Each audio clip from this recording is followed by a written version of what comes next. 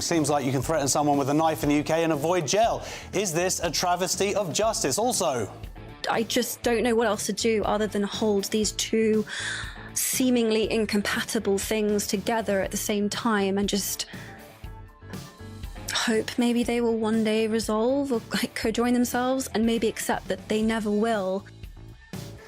should J.K. Rowling forgive Emma Watson?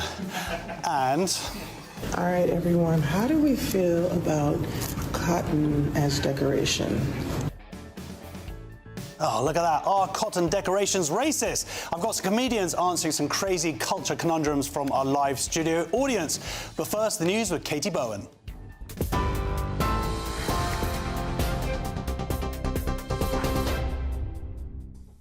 Josh, thank you and good evening. The headlines at 7 o'clock. Let's bring you up to date on that breaking story from the US tonight. 2 people, including the suspect, have died after a shooting and fire at a church in eastern Michigan. Police say the suspect, who they shot dead, ran their vehicle into the front of the Mormon church located northwest of Detroit before opening fire and deliberately setting light to the building. 9 others have been injured, with several in a critical condition. President Donald Trump has said tonight that this appears to be yet another targeted attack on Christians in the United States of America, adding that this epidemic of violence in our country must end immediately. There are reports in US media that more victims are expected as authorities tackle the fire. We'll bring you more on this developing story shortly. Elsewhere, Manchester Mayor Andy Burnham has warned the Labour Party not to underestimate the peril they are in as the first day of party conference concludes in Liverpool. His comments come as the Prime Minister is hoping Labour's annual conference will revive public and party support in the face of plummeting poll ratings and threats to his leadership. Mr Burnham added that there is a climate of fear in the Labour Party, defending his comments about leadership in recent days as an opportunity to start debate. Earlier, Sir Keir Starmer described Reform UK's policy of scrapping indefinite leave to remain as racist and immoral. Nigel Farage's party is pledged to remove settled status for non-EU migrants and deport thousands of people already legally living in the UK. Well, Housing Secretary Steve Reid told Camilla Tominey that he believes Sir Keir Starmer is leading the change the country wants to see. I recognise that trust in politics is broken, but we are delivering the change people want to see. I know it takes time for that to feed through, but what you don't do is stop, start, have the revolving door we saw under the Tories. Do you know, I think we had 1 year, we had 3 Prime Ministers under the Conservatives in just 1 year. Grant Shapps had 3 different cabinet roles in just 1 year. We're going to stay the course with this Prime Minister, and we're going to keep doing what we need to do to put money in people's pockets. Also at conference today, a series of protests took place against a range of government policies. Merseyside police say they are currently making arrests on suspicion of wearing or carrying an article supporting a prescribed organisation at a protest in support of Palestine Action happening in Liverpool. Other demonstrations have been taking place today against Labour's proposals for digital ID. It comes as a petition against the measure has so far received more than 2 million signatures. A child died in the English Channel overnight as a migrant dinghy got into difficulties off the coast of France. The latest tragedy follows 3 deaths in the Channel less than 24 hours earlier, as more than 900 asylum seekers made the journey yesterday. Provisional GBNews figures can reveal that 350 small boat migrants have crossed the Channel today, taking the total for the weekend to nearly 1,300. Those are the latest GBNews headlines. Now let's go back to Free Speech Nation. Take the GBNews family with you on any device. As long as you have an internet connection, tune into GBNews anywhere on the planet or beyond.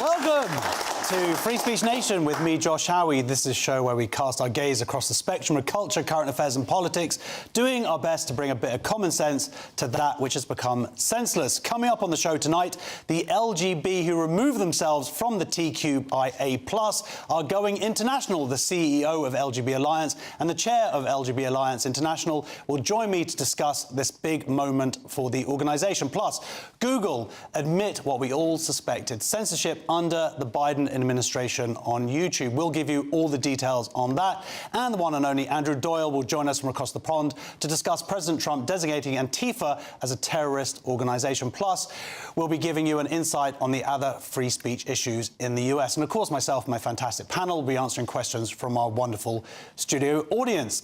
Let's start with our first item, though. The government has announced mandatory digital ID for all those working in the UK. The Prime Minister has said that the new digital ID scheme will make it tougher to work in the UK illegally in a desperate attempt to crack down on illegal immigration.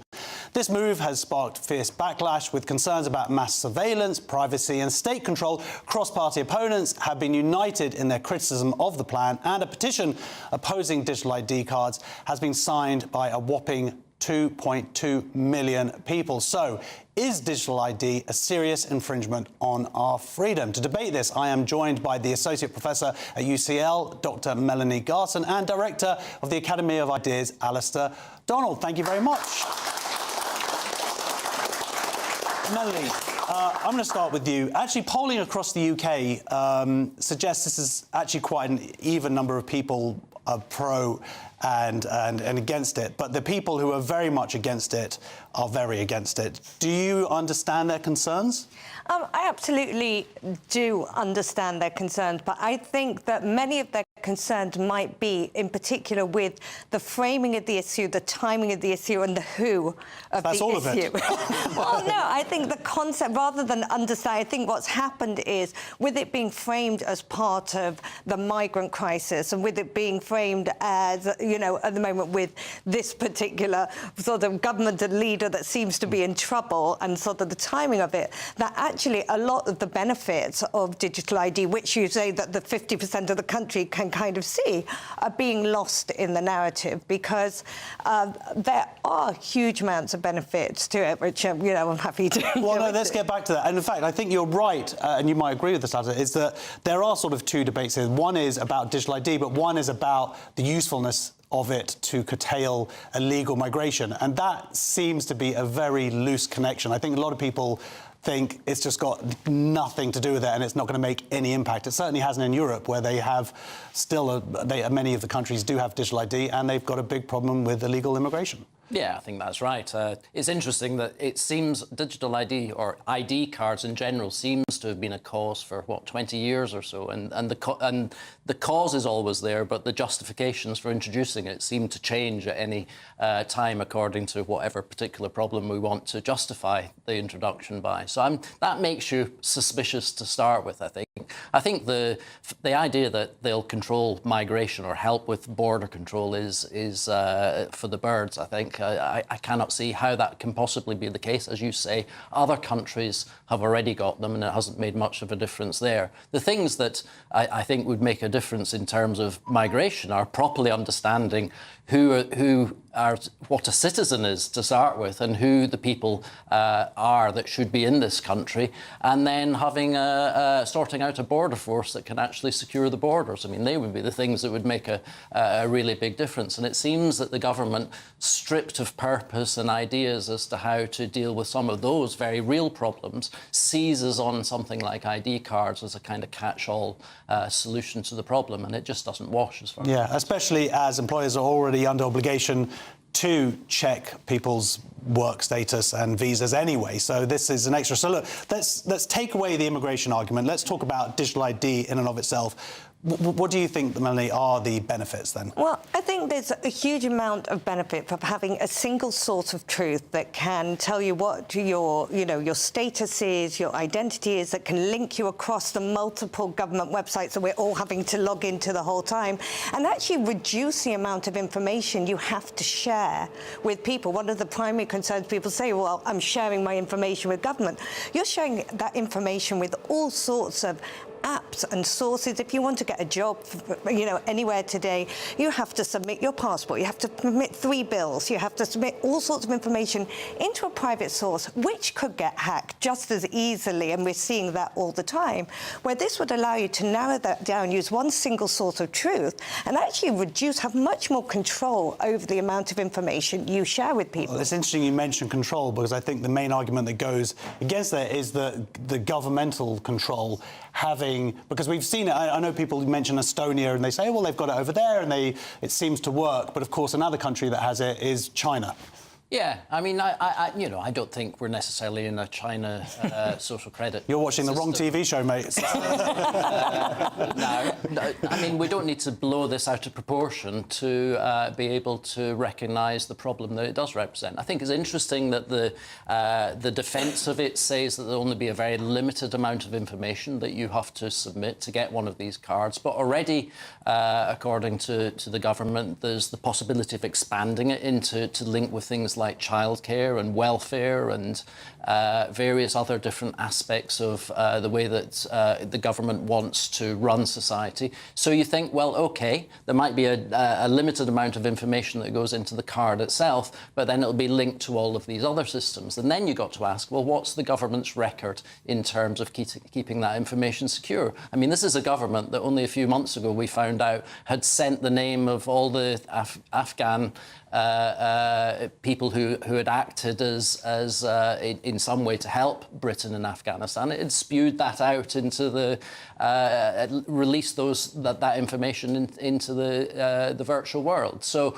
even on that level, a very important thing, it can't be trusted, it would seem, to take care of information. And there's just a litany over the last 10 years or 20 years of situations where it's tried to introduce digital systems, often completely failing, very expensive, and ultimately you think, well, the government hasn't really got the capacity to do this in any reasonable way. Well, that's it. I mean, what do you say that, Melanie? Because that's what a lot of people are saying. If you look at something like when they tried to centralise the NHS account and digitise that, I think they spent about 10 billion on it, and in the end they abandoned it. It's just wasted money. So do you think the government, is this all for show anyway, because it just doesn't look like the government would ever actually be able to implement it? I think that is part of the problem of what we're seeing right now, is like this clear implementation plan. The reality is, implemented well, and in countries like, you know, we talk about Estonia, Sweden, Norway, Portugal, Spain, you know, there's lots of countries that have it. But, I mean, it's projected to save was over £1 billion in fraud, like, in that system. So money that can go into... in Sweden, they've implemented it and fraud's actually gone up.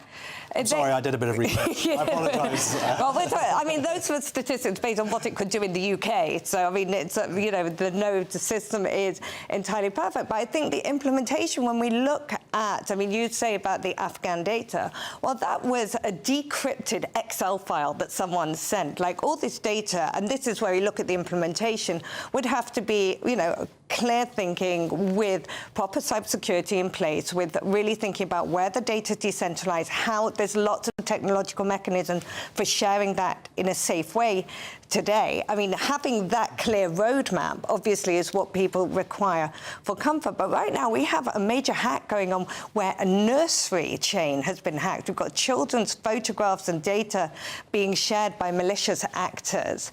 That could be stopped by having a slightly, if you want to do a digital ID where information is shared, and that is not available for hackers to get to. So it requires different levels of security in different places. But then, like you say, bringing something like having this digital ID applied to nurseries, that already feels like an overreach. If it's just meant to come in to deal with people getting permission to work here, even if they start having pictures of our kids on this digital ID or access to nurseries, already it feels like overreach and exactly what people are scared about, where it comes in on supposedly a sort of a limited remit and then quickly expands. Yeah, well, overreach, but ultimately a completely and utterly dysfunctional state that we live under just now, who seems to have little capacity to run anything in the way that it should be run. So I think that would be a concern. But I do ultimately think that it's more that it signifies an entirely different relationship between the state and the people that live in this country, the citizens.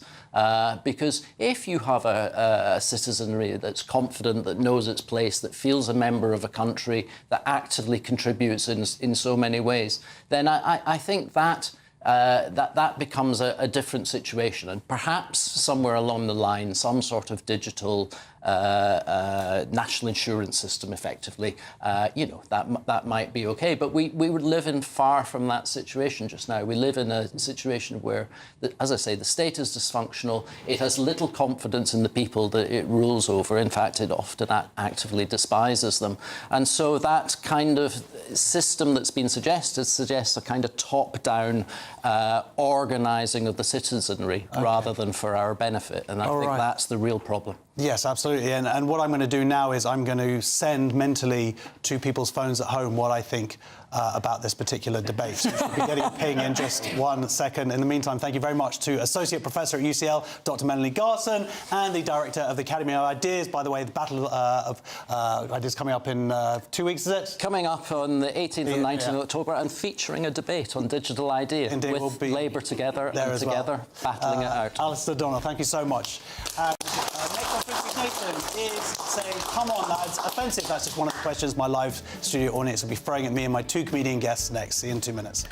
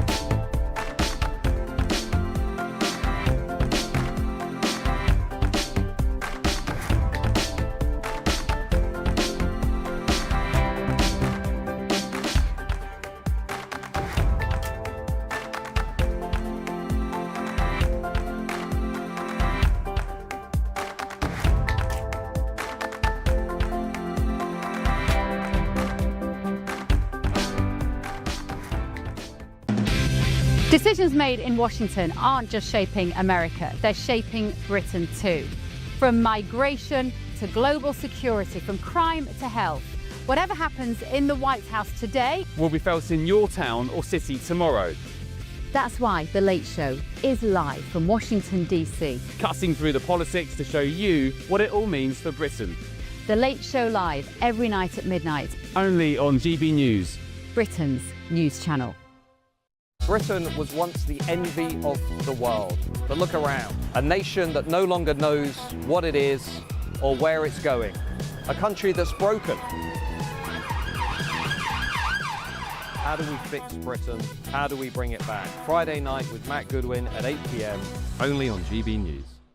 At GB News, we love to hear from you, our loyal community. So drop us a line at gbnews.com/yoursay. There you can talk to each other and also to the presenters live on air.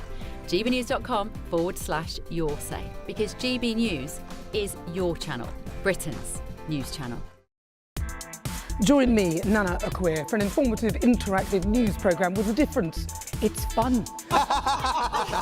No, he didn't say that, Dave. I'm so surprised. I think there's an element of truth to that. Join me from 3 p.m. every weekend, only on GB News, Britain's news channel.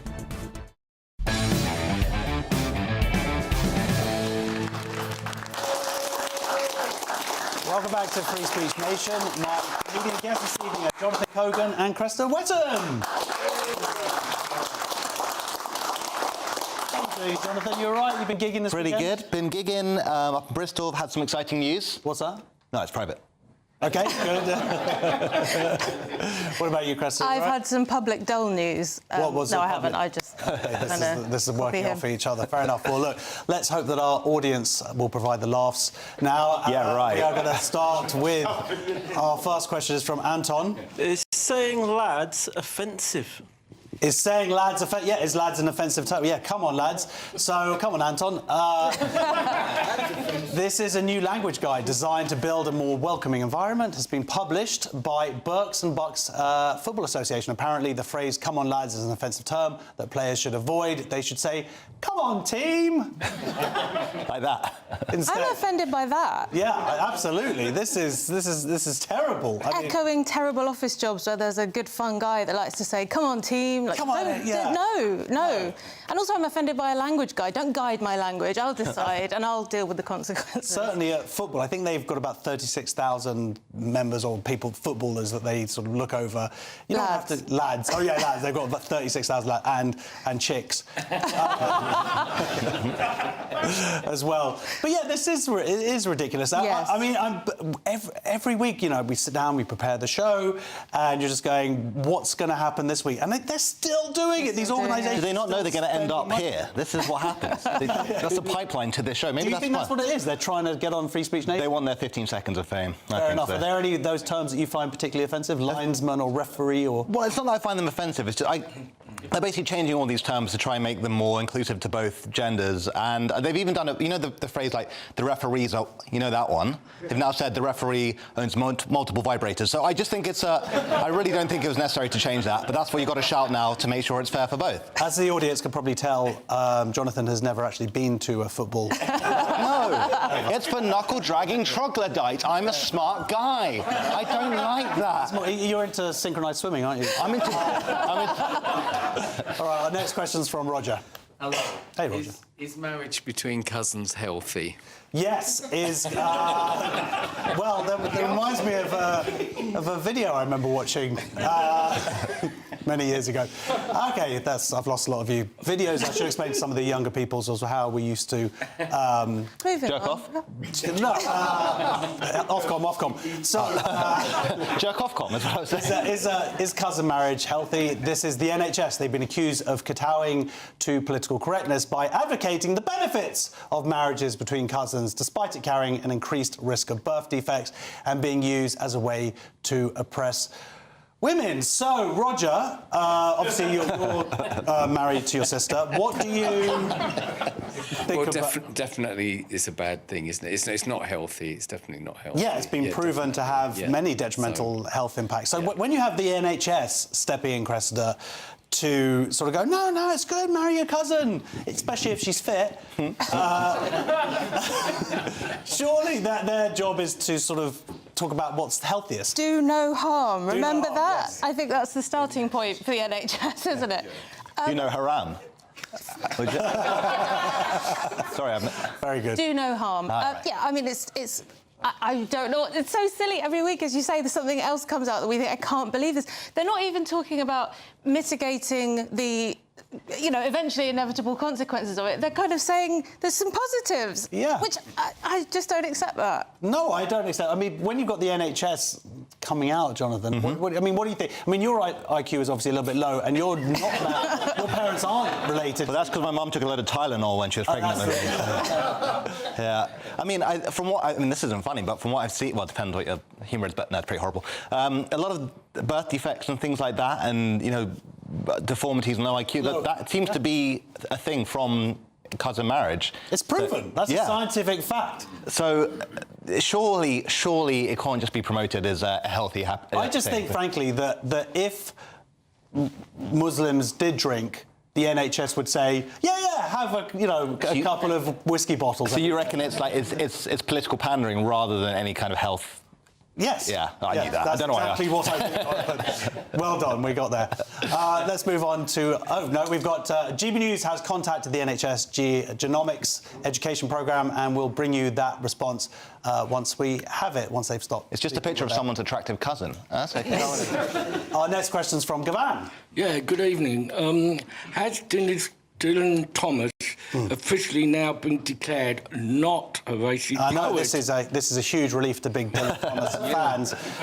He's been officially declared as not racist because this is part of the Welsh Government's anti-racism plans. 20th century poet Dylan Thomas's personal belongings have been audited for links to slavery, even though, of course, he died about 120 years after slavery ended. So this, Cresta, is the Welsh Government. They're spending tens of millions, I believe. Fantastic use of public money. Luckily, we've got loads of it. So why not spend it on finding out if Dylan Thomas was a racist? They saw what kind of items are they? They looked at it. They've got there's a museum in Wales, and they have a door. Like his death mask was one of them. Mask, what is he doing? Is he doing like that? So what's he doing on the death mask? That's impossible. Well, I'll be honest. When I first read this article quickly backstage, I thought it was Dylan Moran from Black Books. I was like, yeah, he seems like he's got some bad thoughts. But yeah, I don't know. What is it? It's the dredging up the past and trying to find a qualm in something that there shouldn't be, or there wouldn't be, but they're still looking for it. Yeah, but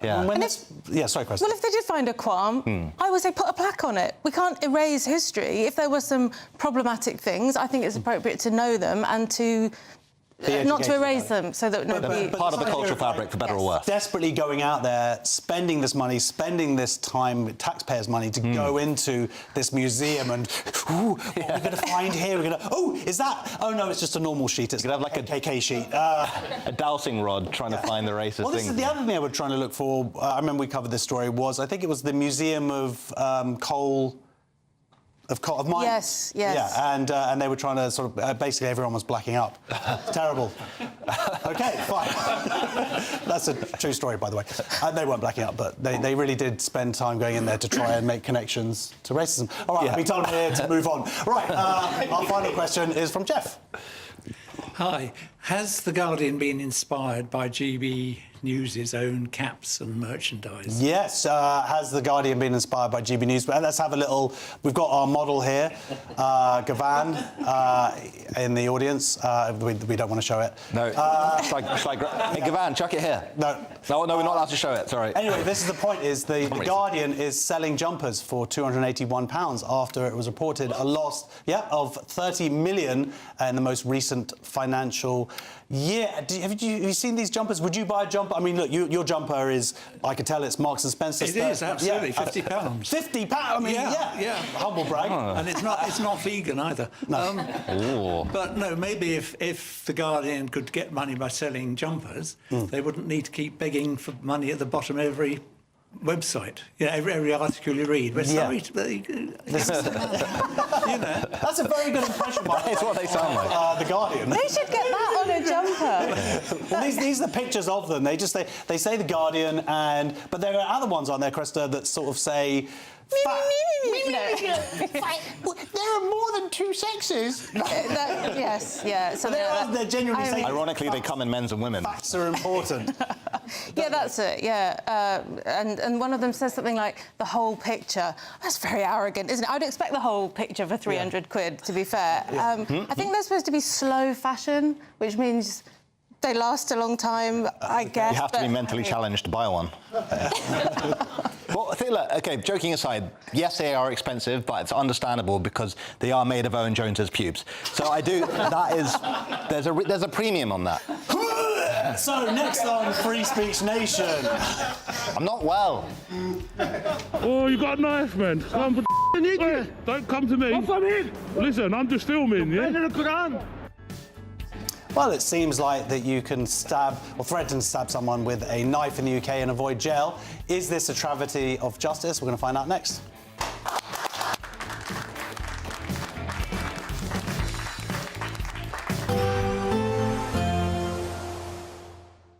Can't wait to get in that sea. Lovely and warm. Just like the feeling of having great travel insurance. All Clear Travel Insurance sponsors GB News Travel Destinations Forecast. Ex-Hurricane Gabriel continues to bring some wet and windy conditions across parts of Iberia over the next couple of days, particularly across southern parts of Spain and Portugal through Monday afternoon. There'll continue to be some strong winds and outbreaks of heavy rain. A little drier across parts of France and Italy, but the Balkans continue to see some outbreaks of quite heavy rain as we go through Monday afternoon. It'll then turn a little bit drier towards the middle part of the week, and temperatures for most reaching the mid to high 20s. All Clear Travel Insurance sponsors GB News Travel Destinations forecast. Hello again and welcome to your latest GB News weather update from the Met Office. There will be some rain in the far northwest of Scotland on Monday, but for most, once any fog clears, Monday is promising to be a fairly fine day with some sunny spells, and that's courtesy of this area of high pressure extending from the southwest. But notice the isobars in the far northwest, those tighten together, so it will be turning windier and there will be some rain in the far northwest of Scotland. But back to Sunday evening, many areas are ending the day on a dry note, and skies will continue to clear as we go through this evening and overnight. So temperatures really falling away, and it is going to turn into a rather cold night, particularly in the countryside. So temperatures here into mid-single figures, if not low single figures. A touch of frost in many areas, perhaps even a touch of air frost across parts of Scotland. But there'll also be some fog patches, and for some of us, those fog patches are going to be quite dense and quite stubborn to clear on Monday morning, most likely across eastern parts of England and across the southeast too. So do leave yourself some extra time for your morning commute if you do live in these regions. Otherwise, plenty of sunshine through the course of Monday. Even across eastern Scotland, a bright start to the day here. Any early morning fog very quickly clearing. Out towards the west, though, here's that band of cloud and rain already arriving across the Western Isles of Scotland. And those winds will continue to strengthen through the course of the day on Monday as well. So turning rather windy in the far northwest of Scotland, gusts of up to 40 miles per hour or so. Bit of patchy rain across Northern Ireland first thing, but tending to brighten up here as well as we go through the course of the day. And a fine afternoon for many of us. A bit of patchy rain in parts of central Scotland, but England and Wales staying largely dry, with sunny spells and temperatures around average for the time of year, highs of 17 to 19 in the south. Tuesday may again see the odd fog patch or two first thing in the south and the east, but overall a fine day once again for most of England and Wales. Cloudy for Scotland and Northern Ireland, patchy outbreaks of rain gradually pushing their way west to east and turning quite breezy at times once again. The outlook is for it to stay mostly dry across England and Wales for the rest of this week, but some rain at times in the north and west and temperatures close to average. In the GB Newsroom, we bring you the news as it happens. With our team of dedicated journalists across the UK, we're ready to keep you up to date with what's happening every half an hour, every single day. Bulletins here on GB News, the People's Channel, Britain's news channel. Britain was once the envy of the world. But look around. A nation that no longer knows what it is or where it's going. A country that's broken. How do we fix Britain? How do we bring it back? Friday night with Matt Goodwin at 8 p.m. Only on GB News. At GB News, we love to hear from you, our loyal community. So drop us a line at gbnews.com/yoursay. There you can talk to each other and also to the presenters live on air. gbnews.com/yoursay, because GB News is your channel, Britain's news channel.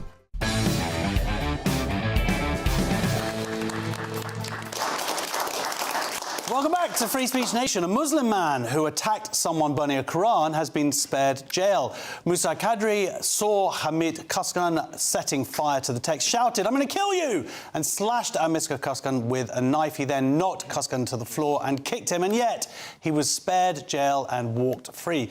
Kaskan was convicted in June of a racially aggravated public order offence after he was filmed burning the book in Knightsbridge. He says that his prosecution was an assault on free speech. We have covered that story before. So, is the Quran knife attack a travesty of justice? Joining me now to discuss this is the justice and crime journalist David Shipley. Welcome to the show, David. Round of applause. David, you've written a few articles this week. It sort of started out writing about this and then a few other things have happened. But let's talk about this particular incident. Yeah, so if you cast your mind back to the spring, Hamid Kaskan was, as a protest, burning a Quran outside the Turkish consulate. And some people might not agree with that, but it's legal. It's supposed to be in a where we don't have. It was his laws. Quran. He had bought it. It wasn't anyone else's property. And yes, so he was actually prosecuted for that and found guilty. He's appealing that. During that burning, Musa Kadri, a total stranger, walked by, and everything I'm going to say is from the judge's sentencing remarks. This is all absolutely confirmed. Musa Kadri saw that this Quran burning was going on, had an argument with Hamid Kaskan, said, "I'm going to kill you," stormed off to his house, came back with the knife, and then attacked Hamid with a knife. And the video is out there, and it's really harrowing watching. It's a very vicious attack. It's not restrained. There's a serious intent there, I think. And this week, Musa Kadri was set free. No prison sentence. And the most disturbing thing I found was in the judge's sentencing remarks, very early on, he opened by saying, you were very angry because this man was burning the Holy Quran. And from the beginning of that sentencing remark, the judge is accepting the framing that Islamic blasphemy codes have value, that they should be treated seriously, that burning a Quran is somehow a violation of the holy. And that is terrifying that we have this Islamic blasphemy protection now. By the way, if this was about someone burning the Bible or burning the Torah, we would still be here saying, I might not agree with that, but that's legally allowed here. But this idea that somehow the Quran is holier or gets different treatment, that's what I think a lot of people are very, very concerned about, because we're talking, of course, about blasphemy laws here, at least blasphemy laws for one particular religion. Well, precisely, and that is what's terrifying. I think in a free society, we should all be free to disrespect any religion, disrespect any religious book. If we own a book, we should be allowed to destroy it. We shouldn't be sitting there afraid. I totally agree with you. Everything but Tottenham Hotspur. I don't think you're allowed to diss that. Reading the article you wrote about it, there are a few bits of information that I didn't realise was that also it was the way that the CPS, what they charged him with. Because that seems slightly, I don't want to get too conspiracy theories, but it did feel like he could have been charged with more, right? Yes, so two-tier justice, I think, does exist in this country, and it exists often in quite a rule-following way.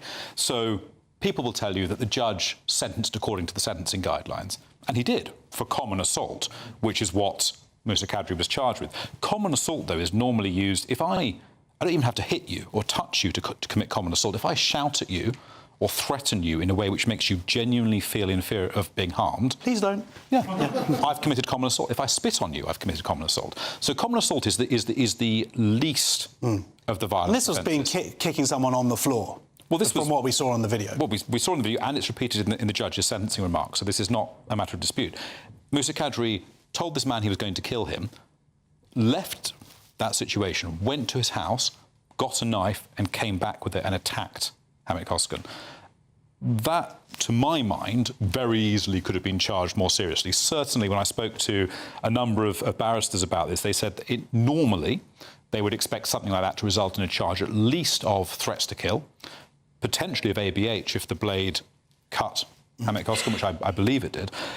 And those kinds of offences would carry substantially longer sentences. Also, something we learned from the sentencing remarks is that Musa Kadri actually tried to mislead the police. So he sent them a photo of a palette knife, for spreading icing on a cake, and said, well, this is what I was using. And that wasn't true. Now, something like that, if you lie to the police in the course of investigation, can be prosecuted for, an attempt to pervert the course of justice, again, which carries a fairly substantial sentence, potentially. So the decision to charge Musa Kadri merely with common assault created a situation which he was very likely to avoid prison.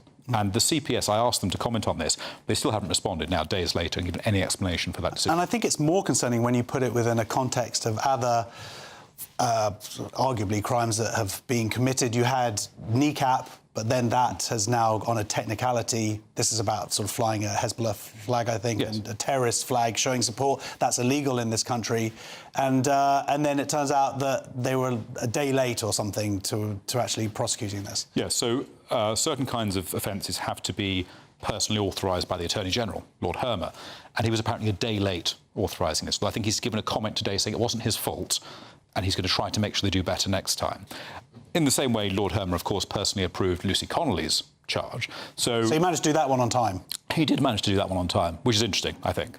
Yeah, and then we've also had the other incident this week is... which just happened. Heath North. Heath North, yes. That's people woke up to see this footage. Now, we can't get too much into it because he has been arrested and I believe he's on remand for another couple of months. On bail. Bail. But we could sort of say that there was a meme that was offensive, arguably, to Islam, and he was arrested for that. I think, yes, that's the case. And the meme triggered an arrest on the basis that the police believed he might have been inciting racial hatred. Yeah. This was the law that was used. And they could, in this situation, I think, have chosen to invite Pete in for an interview at a civilised time with a lawyer present. They didn't. They came to his house quite late at night. They arrested him. They took him to the other side of the county, to a police station, kept him there for quite a long time. I spoke to Pete about this week, and he said to me they told him that he wouldn't be able to see a duty solicitor to represent him until the morning. and he felt very pressurised into giving an interview without a lawyer present, and eventually did that. And again, it feels as though it's only certain kinds of speech which receive this approach from the state at the moment. Not only do we not really have free speech, it's also very much two-tier, and it's biased in one direction. Well, let's talk about that direction, because, frankly, it involves Islam. And very much on the evidence of what we've just discussed, and there are other instances as well. There's, in the case, there were Muslim men driving through North London a few years ago, with loudspeakers calling for the rape of Jewish women. Well, they were driving specifically through a Jewish area, weren't they? Yeah. And then again, CPS decided not to prosecute. They said that they didn't think that they could identify the specific. They said it was people. too hard because there were I think essentially there were 4 people in the car, and they couldn't be sure who had done it, so they weren't going to prosecute. Yeah. So we are seeing here sort of consistent evidence of this idea of two-tier justice, where certain things are being let off, like kneecap, and certain things are being prosecuted, and like the man arguably, trying to stab another human being for burning a book, and yet other things seem to be very much being prosecuted. Yeah, exactly. And I think we've seen this since October the 7th, right? Since the appalling, murderous, raping attacks by Hamas. Immediately after that, we started to get week after week of protests with masses of anti-Semitism, with people calling for genocide against Jewish people, destruction of Israel, and the police didn't really do much. They just let these protests go on and on and on. They put out posts saying jihad has many different interpretations. Quite, and I think there was one horrific instance I saw a video of where a Jewish man was told that he was essentially looking too Jewish near one of these protests, and that was provocative, so they were going to take him into custody. So the police seem to have taken... It wasn't me, by the way. Oy vey. But the police took a side, right? And they made it clear they were not going to police these protests. And in the same way, this attack by Musa Kadri has been treated very lightly by the state, whereas if you go and commit an offence that seemed to offend against Islam or Muslims, it seems to be treated very seriously and very aggressively. And I think probably what's part of that is fear. Because you talked about other religious books before. Christians or Jews, if someone goes and burns our religious books, we are not going to try to murder them. We're not going to make death threats. We're not going to attack them with a knife. Of course we aren't, because that's not the sort of people we are, by and large. And whereas I think the interesting thing about Musa Kadri is he is, on the surface, the most well-integrated Muslim you could find. He's in his 50s, never been in trouble with the law before. He clearly has lots of non-Muslim friends, because if you look at the people who gave supporting character statements for him, there's lots of other religions and ethnicities. Even he was so enraged by the burning of a Quran that he went to get a knife and attacked someone. And I think this is the problem. You have a particular religious group who respond incredibly disproportionately in a way which is just not compatible with a free liberal society. And then our justice system seems to kind of excuse it and say, well, this is because you were so provoked that you felt like you had to do this. Anyway, thank you so much for joining us. That is the justice and crime journalist David Shipley. Next on Free Speech Nation. I just don't know what else to do other than hold these two seemingly incompatible things together at the same time and just hope maybe they will one day resolve or co-join themselves, and maybe accept that they never will. Please join us after the break.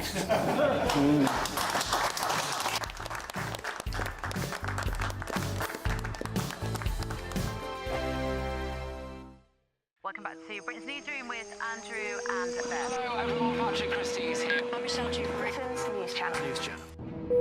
Access the stories that matter to you. Take the GB News family with you on any device, and as long as you have an internet connection. Tune in to GB News anywhere on the planet or beyond. GB News, the People's Channel, Britain's News Channel.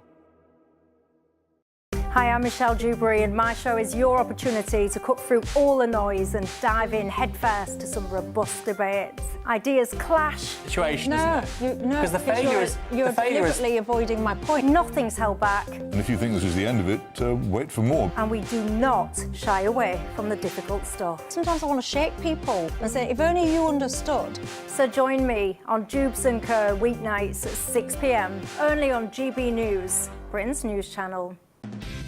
Decisions made in Washington aren't just shaping America, they're shaping Britain too. From migration to global security, from crime to health. Whatever happens in the White House today will be felt in your town or city tomorrow. That's why The Late Show is live from Washington, D.C. Cutting through the politics to show you what it all means for Britain. The Late Show live every night at midnight. Only on GB News, Britain's news channel. From the school run to the home run, watch a new show for all of Britain. He can say whatever he wants. A straight talking show where all voices are heard. And, you know, when are we going to stop talking about smashing the gangs and actually do it? With the stories that matter from every part of our country. There's a bit of a crash landing there for your Chancellor. Bold, fearless and standing up for you. That's me, Martin Daubney, 3 p.m. till 6 p.m. weekdays, here only on GB News. The People's Channel, Britain's news channel. Westminster's full of talk, but out here, it's the real world. Am I allowed to talk then? No, that's it. This is where it matters, real people and real lives. That's what politics is all about. The fact has Trump made a good start? No. Straight answers, no spin, and just a couple of pints. How many fingers have I got up? About 10. So join me for Lee Anderson's Real World every Friday at 7 p.m. only on GB News. The People's Channel, Britain's news channel. You want to know what's really going on in the corridors of power? Labour don't know what to do with you half the time, and that makes you quite lethal in the chamber. Get behind the headlines with Chopper's Political Podcast. Join me, Christopher Hope, as I sit down with the great and the good of British politics. We'll see where this ruling takes us. These are the stories shaping our nation. Chopper's Political Podcast, available now on all platforms. Listen in and stay ahead.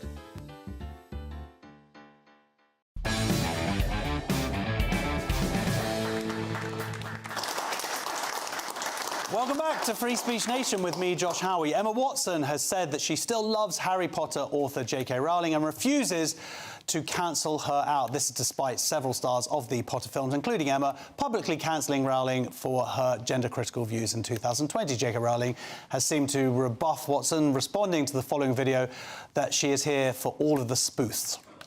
When it comes to my relationship with Jo, obviously, I will never forget the opportunity that she gave me. She saw something so special in me. I will always hold space for her and so much love in my heart for her, and I would hope that she felt the same way about me. So that is friend of the show, Intel Lady, doing a spoof of Emma Watson there. So perspectives are seemingly shifting back towards common sense. The question remains, though, should those who led the witch hunt be forgiven? Joining me now to discuss this is the author and spokesperson for Sex Matters, Fiona McInerney. Hello. Fiona, it's been quite a ride the last decade or so. When you have Emma Watson, and then we also had Richard Dawkins this week coming out and just saying trans women are men. Are we coming to the end of a crazy decade? Well, I'd like to think so. And I think there are some other positive signs, too, that things are shifting. When you see the media starting to say trans women are men, then I think we really are winning. But Emma Watson was careful, wasn't she, not to go too far. I think what she's going to find now is you can't sit on the fence. She was a real cheerleader for Mermaids, the charity, and for transitioning children and for people knowing who they are. There's also kind of there's that clip of her at the BAFTAs, and it was just kind of like a really snidey, there's that bit where she says, I'm here for all the witch, like, but one. Or what, yeah, it was just nasty. Yeah. Right when J.K. Rowling was getting a lot of rape threats, death threats. So whether she is trying to row back from that full-hearted support for transitioning children, or whether she's just trying to get back in with J.K. Rowling in the hope of work, who knows? Richard Dawkins is an interesting case because, you know, I'm sure when he wrote The God Delusion, he thought that was quite out there. It turns out that saying men can't become women is even more out there, and who would have thought that? But he is someone whose career is so established that he's not at any risk.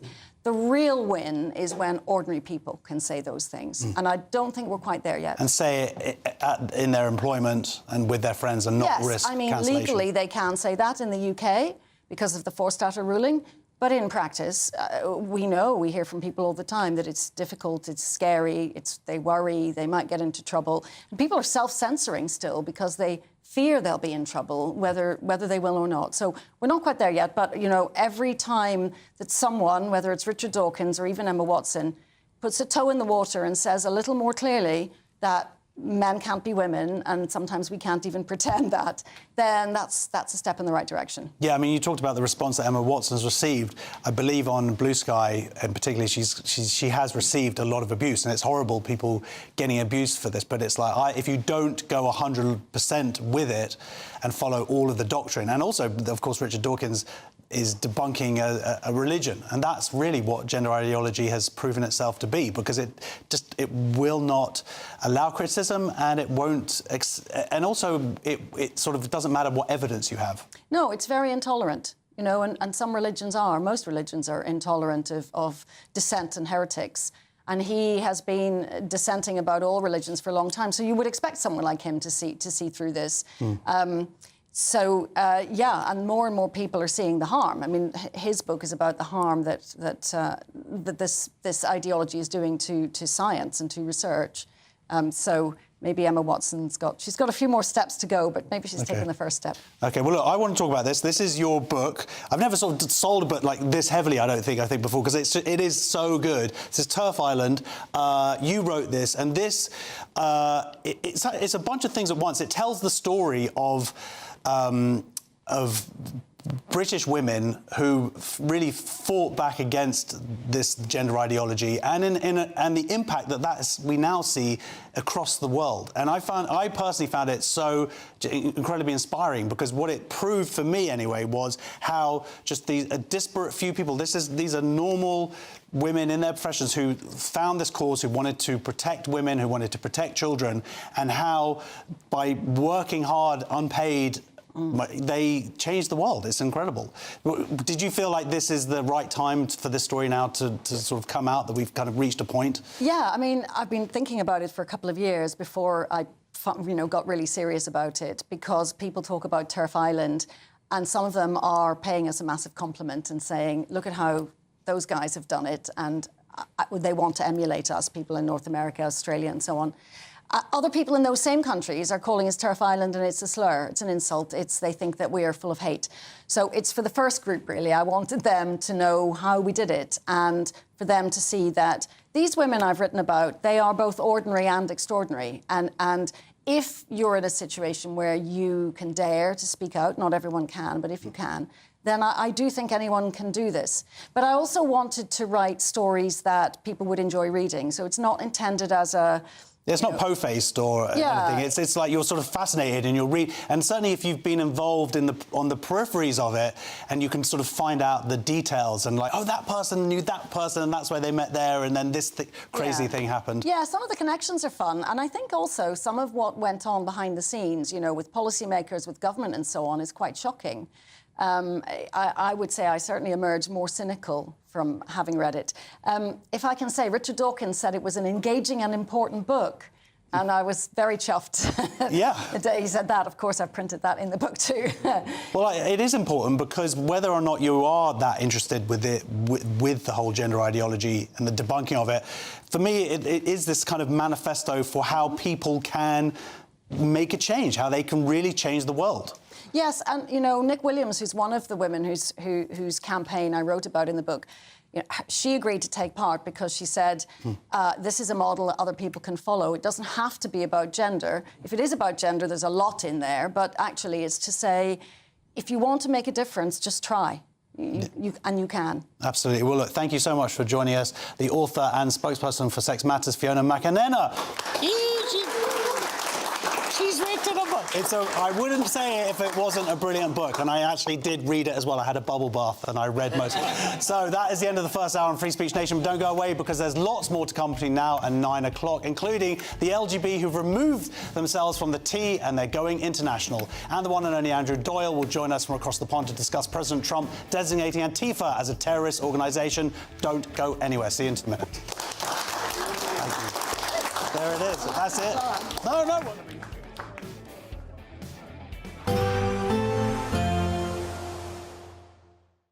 Expect warm spells with the odd rude interruption. Boxed Boiler sponsors the weather on GB News.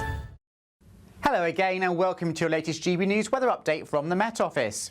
There will be some rain in the far northwest of Scotland on Monday, but for most, once any fog clears, Monday is promising to be a fairly fine day with some sunny spells, and that's courtesy of this area of high pressure extending from the southwest. But notice the isobars in the far northwest, those tighten together, so it will be turning windier and there will be some rain in the far northwest of Scotland.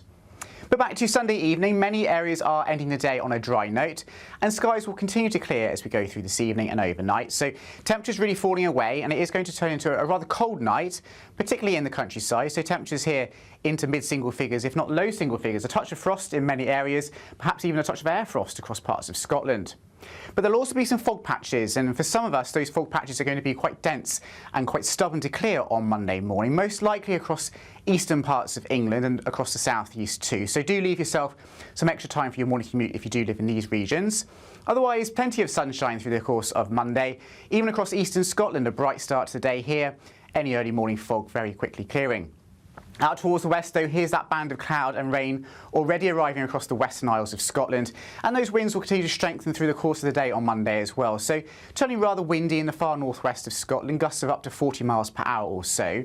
Bit of patchy rain across Northern Ireland first thing, but tending to brighten up here as well as we go through the course of the day. And a fine afternoon for many of us. A bit of patchy rain in parts of central Scotland, but England and Wales staying largely dry, with sunny spells and temperatures around average for the time of year, highs of 17 to 19 in the south. Tuesday may again see the odd fog patch or two first thing in the south and the east, but overall a fine day once again for most of England and Wales. Cloudy for Scotland and Northern Ireland, patchy outbreaks of rain gradually pushing their way west to east and turning quite breezy at times once again. The outlook is for it to stay mostly dry across England and Wales for the rest of this week, but some rain at times in the north and west and temperatures close to average. Expect warm spells with the odd rude interruption. Boxed Boiler sponsors the weather on GB News. It's our biggest Great British giveaway to date. You could be driving away with this brand new Benamar Primera motorhome. This 4-berth home from home comes complete with integrated kitchen and bathroom areas and has all of the tech you'd expect from the latest 2025 model. We'll also give you an incredible £30,000 in tax-free cash to make sure that any adventures you take in your new motorhome are taken in style. For a chance to win, text WIN to 63225. One entry costs £2.50 plus one standard network rate message, or text BONUS to 63225. 5 entries cost £5 plus one standard network rate message. Go to gbnews.com/win. Entries start at £2.50. Call 0903 686 3232. Calls cost £2.50 plus your network access charge. Or post your name and number to GB16 PO Box 8690 Derby DE1 9TT. UK only. Entrance must be 18 or over. Lines close at 4 p.m. on the 31st of October. Please check the closing time if listening or watching on demand. Exciting news. Every Friday, my Patrick Christie's Tonight Show is going to have a twist to it. We're welcoming some special guests. You. That's right, on Fridays I'm going to be doing my show in front of a live studio audience because this show is about you and what you have to say. It's going to be the same big debates, same big topics, same big opinions, but every Friday night at 9 p.m. you are invited to come on down to Patrick Christie's Tonight to be a part of the action. Only on GB News, the People's Channel, Britain's news channel. At GB News, we love to hear from you, our loyal community. So drop us a line at gbnews.com/your say. There you can talk to each other and also to the presenters live on air. gbnews.com/your say, because GB News is your channel, Britain's news channel. Hi, I'm Michelle Dewberry, and my show is your opportunity to cut through all the noise and dive in headfirst to some robust debates. Ideas clash. Situation, No, Because the failure is... You're deliberately avoiding my point. Nothing's held back, And if you think this is the end of it, wait for more. and we do not shy away from the difficult stuff. Sometimes I want to shake people and say, if only you understood. So join me on Jubes and Kerr weeknights at 6 p.m, only on GB News, Britain's news channel. Join me, Nana Akwe, for an informative, interactive news programme with a difference. It's fun. No, he didn't say that, Dave. I'm so surprised. I think there's an element of truth to that. Join me from 3 p.m. every weekend, only on GB News, Britain's news channel. In the GB Newsroom, we bring you the news as it happens. With our team of dedicated journalists across the UK. We're ready to keep you up to date with what's happening every half an hour, every single day. Bulletins here on GB News. The People's Channel. Britain's news channel. In Washington aren't just shaping America, they're shaping Britain too. From migration to global security, from crime to health. Whatever happens in the White House today will be felt in your town or city tomorrow. That's why The Late Show is live from Washington, D.C. Cutting through the politics to show you what it all means for Britain.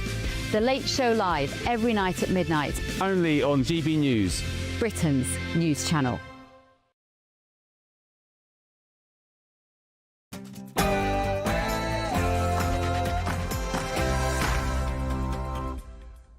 Plenty more still to come on Free Speech Nation this week, including the LGB who've removed themselves from the TQIA Plus are going international. The CEO of LGB Alliance and the chair of LGB Alliance International will join me to discuss this big movement for the organisation. Plus, Google admit what we all suspected, censorship under the Biden administration, and YouTube. We'll give you all the details on that, and the one and only Andrew Doyle will join us from across the pond to discuss President Trump designating Antifa as a terrorist organisation.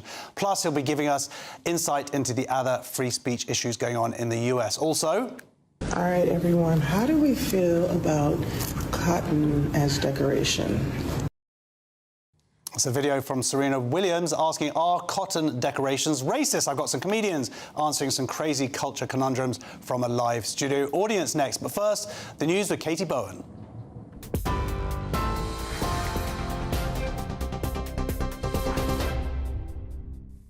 Good evening. Your latest news headlines from the GB Newsroom. 2 people, including the suspect, have died after a shooting and fire at a church in eastern Michigan. Police say the suspect, who they shot dead, ran their vehicle into the front of the Mormon church located northwest of Detroit before opening fire and deliberately setting light to the building. 9 others have been injured, with several in a critical condition. President Donald Trump has said tonight that this appears to be yet another targeted attack on Christians in the United States of America, adding that this epidemic of violence in our country must end immediately. There are reports in US media that more victims are expected as authorities tackle the fire. More on this developing story throughout the evening. Elsewhere, Manchester Mayor Andy Burnham has warned the Labour Party not to underestimate the peril they are in as the first day of party conference concludes in Liverpool. His comments come as the Prime Minister is hoping Labour's annual conference will revive public and party support in the face of plummeting poll ratings and threats to his leadership. Mr Burnham added that there is a climate of fear in the Labour Party, defending his comments about leadership in recent days as an opportunity to start debate. Earlier, Sir Keir Starmer described Reform UK's policy of scrapping indefinite leave to remain as racist and immoral. Nigel Farage's party has pledged to remove settled status for non-EU migrants and deport thousands of people already legally living in the UK. Well, Housing Secretary Steve Reid told Camilla Tominey that he believes Sir Keir Starmer is leading the change the country wants to see. Now, I recognise that trust in politics is broken, but we are delivering the change people want to see. I know it takes time for that to feed through, but what you don't do is stop, start, have the revolving door we saw under the Tories. Do you know, I think we had 1 year, we had 3 Prime Ministers under the Conservatives in just 1 year. Grant Shapps had 3 different cabinet roles in just 1 year. We're going to stay the course with this Prime Minister, and we're going to keep doing what we need to do to put money in people's pockets. Also at conference today, a series of protests took place against a range of government policies. Merseyside police say they are making arrests on suspicion of wearing or carrying an article supporting a proscribed organisation at a protest in support of Palestine action that happened in Liverpool. Other demonstrations have taken place today against Labour's proposals for digital ID. It comes as a petition against the measure has so far received more than 2 million signatures. A child died in the English Channel overnight as a migrant dinghy got into difficulties off the coast of France. The latest tragedy follows 3 deaths in the Channel less than 24 hours earlier, as more than 900 asylum seekers made the journey yesterday. Provisional GB News figures can reveal that 350 small boat migrants crossed the Channel today, taking the total for the weekend to nearly 1,300. You're up to date. More news throughout the evening. For all the latest from GB News whilst you're on the go, get the GB News app. Scan the QR code now to download or visit gbnews.com/app.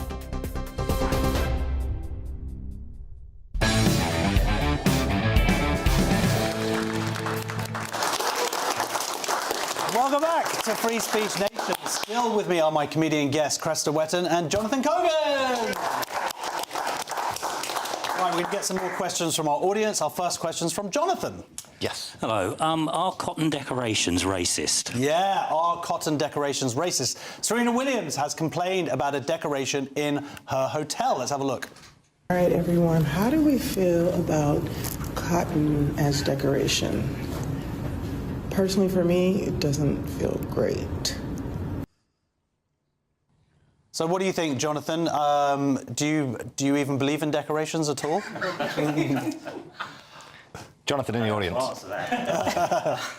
I don't know what she's on about. I mean, it's a decoration. What's the problem? I'm sure she's got cotton clothes, sleeps on cotton sheets. So what's the big deal? That's a very good point. And actually, someone else cut a bit of video in where she herself has an artwork in her home that has bits of cotton incorporated, Cresta. Yeah, and her husband's come out and kind of defended her and said that's not inconsistent because, you know, your art might represent something challenging. You know, like Jordan Peterson's got all this Soviet art, hasn't it? It's not because he thinks that's a great idea. So I don't think that's inconsistent. However, I do agree with you. I think it's just silly. Get over it. And she's such a strong person. She's got all these achievements and accolades, and she's a megastar. Really? Is that the thing that's going to slow you down? Yeah, I was sort of surprised, Serena Williams. She often talks sense, and this felt like reaching a little bit. I mean, also, she's in a very expensive hotel as well. I mean, you don't get sort of cotton decorations at in the Airbnb. The travel lodge. Yeah, exactly. You get a hole in the wall. I sleep on the road. Yeah. Oh, that's a nice tent. It's a tabernacle. I was actually thinking that I don't think she actually made it a racial issue. I think she was saying she didn't. I'm not even being silly here.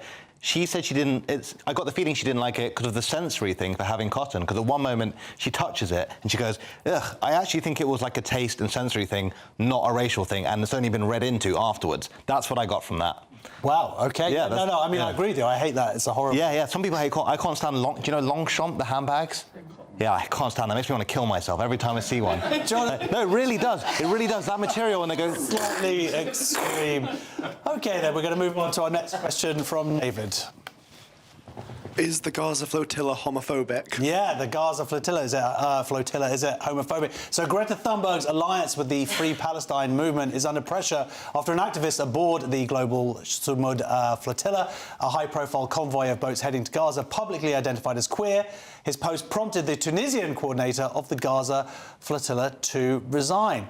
So, David, there seems to be a sort of a bizarre... People sort of say turkeys for Christmas, where you have people who identify as queer going queers for Palestine, but of course, if they were in Gaza, they would be killed. Yeah, I mean, it's completely insane. I can't really wrap my head around it, but I'm not surprised that, you know, the Gaza flotillas are homophobic now. Like, it was bound to happen eventually. Everything's homophobic these days. Especially homophobes. Thank you. So, Cresta, I mean, this is what we've kind of seen with the alliance, what's known as the green-red alliance, or where you have Islam and you have the far left. And Islam is arguably not compatible in terms of some parts of Islam, in terms of how it treats homosexuals. I'm shocked. If only Greta Thunberg had watched this show more often. I mean, the naivety of it is just breathtaking, isn't it? And I'm kind of shocked it hasn't happened already. It's just, I don't know what to say. And it's completely incompatible, isn't it? I cannot believe it's September 25 when she finds this out. Yeah, and this, by the way, this flotilla, we've seen some images there. It takes 2 days to... They've been on the sea now for like a month. And also, my understanding is the Pope said, you know what, and Israel itself also said, look, if you go here, we'll deliver the stuff for you, or all this aid that's supposedly desperately needed. And even the Pope said, you know, I'll hook it up. Yeah. I don't know if he used those particular words. And they were like, no, we need to get there ourselves, Jonathan. I mean, it's definitely being milked to all hell, but I really think what's most concerning here is that the Tunisian man who resigned when he found out one of the flotilla members was queer, was that he didn't spot it sooner, because the guy was dressed up as a sexy sailor from the HMS Pinafore the whole time. The whole time he was singing songs from it. He should have known. There we go. Should have known. So our next question's from Mark. Oh yeah, good evening. As we've already found that we like sportsmen and sports celebrities to keep their comments to sports, should we also ask religious leaders to keep their comments to religion? Wow, that would be nice, wouldn't it? Should religious leaders stick to religion? The next Archbishop of Canterbury should keep silent on migration. That's according to the former Archbishop, Lord Carey, in an apparent attack on Justin Welby. Lord Carey has criticised Mr Welby for spending millions on reparations rather than parishes when he served as the 105th Archbishop of Canterbury, and said the Church risked losing its authority by commenting on divisive issues such as migration. I've got to be honest, he did seem quite annoying, Justin Welby, but at the same time, you imagine that religious leaders, or anybody who's religious, sort of would comment on the world around them. Yeah, I think wherever you go, anywhere in the world, there's always going to be controversial comments about religion. So the best thing is for them to keep their mouths shut and just let everyone else deal with it. OK, fine, fair enough. Well, Cressy, please open your mouth. I am not a religious leader.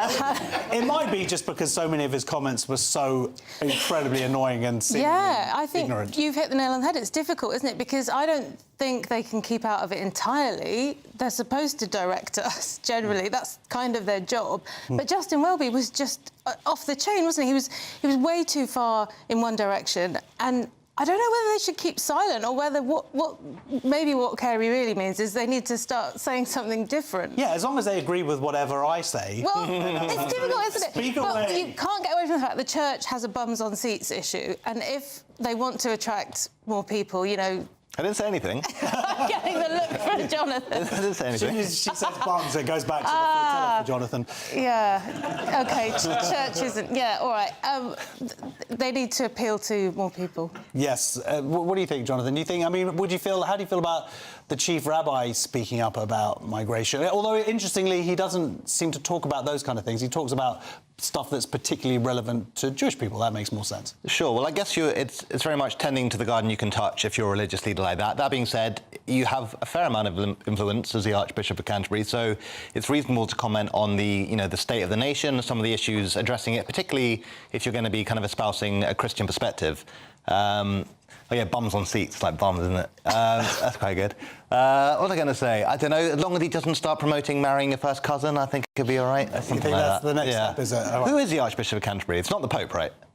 Different guy. You really need to learn a little bit more about your religion. But actually, there is something... There is this movement now, people returning to Christianity. It was going on before, but there's been a big uptick in America with what happened to Charlie Kirk a few weeks ago. A lot of people... Oh, just in the last few weeks. But there is this idea that Catholicism is, for some people, seen as a sort of more authentic, and maybe it's because that might be part of it, not commenting. But saying that the Pope does... He talks about Gaza a lot. I would disagree with some of the points that he's made. Well, because Catholicism, it's like gym bros, isn't it? It's discipline. People are into that now because we haven't had any boundaries for a long time. Do 10 push-ups. Yeah. All right. I don't think Jesus said that, by the way. He was ripped. He was ripped. He's a musty guy. People don't know that about him. CrossFit. It was a very that's a silly joke. It's not even mine. Our final question is from Nana. Do we finally have an ethically vegan Air Force? Yeah, phew. Ethically Vegan Air Force, RAF air crews, have won the right to wear vegan uniforms after a long-running dispute with defence chiefs. Personnel identifying as ethical vegans must be provided with the eco-friendly attire they request, according to internal documents seen by The Telegraph. So obviously you're yourself into fashion a little bit. Yeah. Is it important that you don't wear any fur as you're killing people? No. I mean, I wear fur, but I also eat the meat that comes from the fur before. Oh, wow. Yeah. Okay, red flag. So... I'm not a vegan. Well, listen, Cressida, the idea that these are people who are meant to be using violence. Oh, I hope the Taliban are watching this. I mean, they'll be terrified, won't they? They'll know that we've got our priorities in order. It's absurd. If you want to do vegan, that's great, but this doesn't seem the place for it. Also, I'd be interested to know what the economics are of this, in that they have to have two different types of uniforms. Also, I imagine the RAF, they need to have weather-proof gear when they're up in the skies. Altitude. Yeah, I mean, I've watched a lot of World War II movies. They seem to have big furry hats and whatnot. I mean, is this something that is worth fighting for them? I'd be interested to see what number of people are actually campaigning for this kind of thing, because if it's a very small group, it does seem to be a waste of resources. I understand you kind of want to accommodate people, especially in those dangerous positions. Sorry, is that a Danish accent? What? No, Danish accent. Your accent, is it Danish? No, not really. Ah. I think it's actually more Norwegian. Norwegian. Where are you from? Where are you from? I'm a mix. Okay, so you are Russian, from Denmark, okay, so yeah, Norway, Italy, and even some English far out, apparently. She's a spy. Jonathan, just so you know, it is a Danish accent. We got that. No, where are you from? More Norwegian. I don't feel safe discussing our defence forces around her, you never know. Oh, I see, yeah, fair enough. Right then, well, we are going to move on to... have we got any more? No, we're going to move... We're done. We did it. We smashed through it. Next on Free Speech Nation. We could speak to Nana more, but I'm afraid what she's going to say. We speak to the CEOs of LGB Alliance and LGB Alliance International, gender-critical gay rights groups who feel that traditional LGBT groups have become dominated by a trans agenda. That's next. See you in 2 minutes.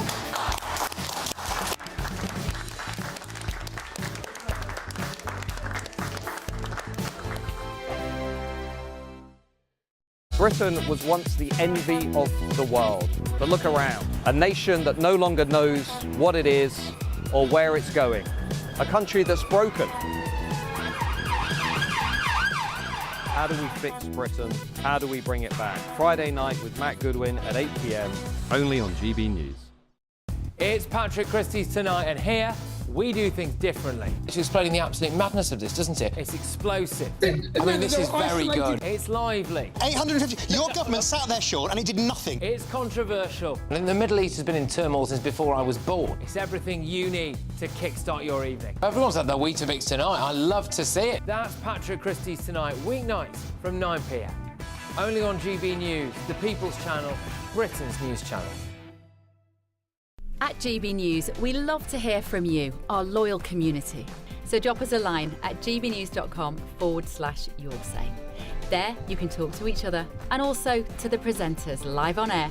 gbnews.com/yoursay, because GB News is your channel, Britain's news channel.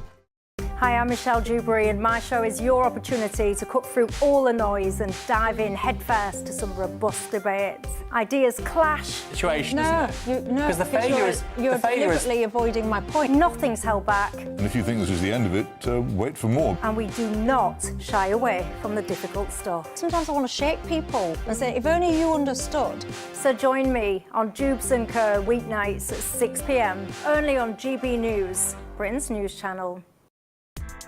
Join me, Nana Akweer, for an informative, interactive news programme with a difference.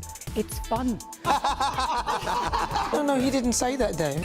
I'm so surprised. I think there's an element of truth to that. Join me from 3 p.m. every weekend, only on GB News, Britain's news channel. From the school run to the home run, watch a new show for all of Britain. So he can say whatever he wants. A straight-talking show where all voices are heard. And, you know, when are we going to stop talking about smashing the gangs and actually do it? With the stories that matter from every part of our country. There's a bit of a crash landing there for your Chancellor. Bold, fearless and standing up for you. That's me, Martin Daubney, 3 p.m. till 6 p.m, weekdays, here only on GB News. The People's Channel, Britain's news channel. Westminster's full of talk, but out here, it's the real world. Am I allowed to talk now? No, that's it. This is where it matters, real people and real lives. That's what politics is all about. In fact, has Trump made a good start? No. Straight answers, no spin, and just a couple of pints. How many fingers have I got up? About 10. So join me for Lee Anderson's Real World every Friday at 7 p.m, only on GB News. The People's Channel, Britain's news channel.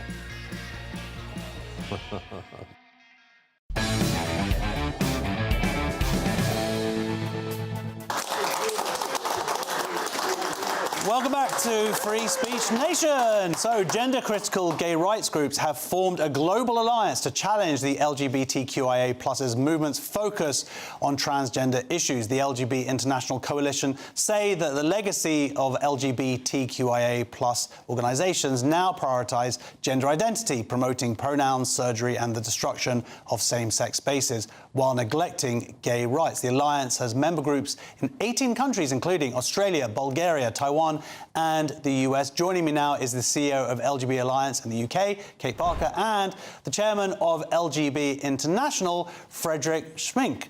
Hello, welcome to the show. Hello, thank you, welcome. So, Frederick, where are you based right now? I am in Paris right now. So you're the head of the international, but I imagine you're also leading up the French side of LGB. Is this a alliance? Is this a new phenomenon? Is it, because here it's been going on for quite a few years, this shift. Is it a new thing? Does it kind of blow people's minds in France that there is a schism between the LGB and the TQIA+? Well, it certainly is big news in France, and this is because in France the general public tends to be very skeptical of transgender issues from the get-go when compared to other countries. But this is definitely big news, and we're very happy to announce that the LGBT Alliance chapter of France is up and running. Great, and can you talk about some of the other countries and how you all came together? Right, so we have a coalition of 18 countries all around the world, and we've been coming together for meetings and decided that it's time to launch an international objective of pushing for gay rights, and we mean by that really going back to the basis of gay rights all over the world, because in 64 countries homosexuality is still illegal. So these are issues that are being pushed aside by the community which focuses exclusively on gender identity. I mean, it's a great point, isn't it, Kate? Because I guess the narrative is what happened here was an organisation like Stonewall, once gay marriage had been achieved, sort of looked elsewhere for what to campaign on and sort of latched onto trans rights to arguably the detriment of homosexuals. Well, yeah, I mean, totally. And what we see is that gay people are being attacked on two fronts. So as Frederick said, you've got 64 countries where it's actually illegal to be a male homosexual. And all the countries where it's not illegal, what you see is the LGBTQ+ lobby effectively swapping out sex with gender so that the very idea of same-sex attraction becomes unacceptable in those countries. And what's really, I suppose, what's prompted us to start this is that these attacks have come from within. If you look at other organisations, big organisations like ILGA, which stands for the International Lesbian and Gay Association, as you pointed out, it focuses almost entirely on trans rights, non-binary rights, and is actively hostile to the idea of same-sex attraction. So that, you know, these are organisations that were started by us and for us. It started in 1978, ILGA, and it's horrifying to find ourselves in a position where we're so under attack from organisations that we are yoked to. So when this was launched, we had 12 million views on our launch video, which was absolutely incredible. Which you can see now. And it was a kind of, I felt like there was a kind of global sigh of relief from gay people around the world. You know, they were thrilled to hear about it. So many people got in touch. We've got 18 member countries so far, and I'm absolutely certain that that's going to grow very rapidly as the ideas that we're promoting really are starting to bed in. So, well, this is it. Frederick, you mentioned the response from France as a whole. What has been the response from French members of the LGB side and also the French members of the TQIA plus the rest of it? Right. Well, they've been actually pretty silent, at least the associations which are most opposed to our views. We have been quoted in the press, and oftentimes by another association, Fierté Citoyen, which tends to have take a more moderate stance that we shouldn't be removing letters or something like that. Whereas we really do believe that the time is now, that the mood has shifted worldwide, and even amongst gay and lesbians ourselves, that something has to be done. I mean, we've been sitting on the sidelines, we've been told we have to be quiet, that we can't speak up. And this has really gone way too far, especially with regards to the transitioning of minors, which is a worldwide problem. But also issues of public health and issues of dealing with, for example, the issue of sexuality being illegal in some countries. It really is time to go back to basics. It's time to go back to what the gay rights movement was all about, which was love and self-confidence and loving your own body and not trying to also arguably gay people. Which has sort of seemingly been missed out. Of course, you setting up these organisations internationally, that's not to say that the TQIA plus can't have their own organisations, right? There's nothing wrong. No. I don't see why they have to be married together. One is an inherent characteristic and one is not. Right. LGB are sexual orientations, and the rest of the letters have to do with gender identity. So there really is no reason why we can't have our own organizations, and that's what the idea behind the Declaration of Independence was from the get-go. It really was the idea that we are declaring our independence, we have the right to our own organizations, and in fact, doing so does not make us far right or reprehensible people. We are gays and lesbians. We are concerned about our rights. We're concerned about our rights being taken away. We're concerned about our rights all over the world, and we're concerned about the reactionary turn, which I would argue is the transgender turn, is the medicalization of children, and all of these other issues. So it's very important that we stand together and that we say we have the right to be independent, and things have gone far too far, and we have the right to our own organizations, and we're here and we're ready to affirm that. Well, Kate, I mean, that's a huge shift from where things were a few years ago, because I remember when LGB Alliance was announced, I mean, so many seemingly on your side were going out and saying that this was bigotry and how dare you, and this was some kind of betrayal. Yeah, sure. And we've said from the start that we're the moderate mainstream voice. And now the moderate and the mainstream are starting to, I suppose, get up their nerve to be able to say publicly that they agree with us. I mean, I have to say that kind of stuff hasn't gone away. And in some instances, even though there are fewer voices, they can be even more vicious. And it can be quite frightening, the level of abuse that we receive simply for stating something so moderate and mainstream as LGB people deserve our own organisations, or telling children that they might be born in the wrong body is abhorrent. You know, these are things that most people agree with, and it's still difficult to understand how those voices have held such sway, particularly in the media. Not on this station, I would like to say, but you know, that's something that we've battled up against as well, particularly organisations like the BBC, which reported us so unfairly from the start, and other similar groups. And we'd really hope that in the next 12 months that balance is going to be addressed. Well, I mean, one of the things that's interesting, of course, is it's party conference season. And we're going to the Conservative Party conference, but we are not welcome at the Labour Party conference, and we're not welcome at the Lib Dem conference. And that's not down to whether the members of those parties welcome us, because we know polling shows that the majority of those people agree with us. But it's still the capture of those organisations at the top, which is really gripping the narrative. So we want to communicate ideas really clearly, but loosen that grip that seems to be applied to the idea of respectful free speech. Yeah, but I mean, Frederick, what's the situation in France in terms of politicians embracing you or acknowledging you? Has there been a positive reaction from policymakers?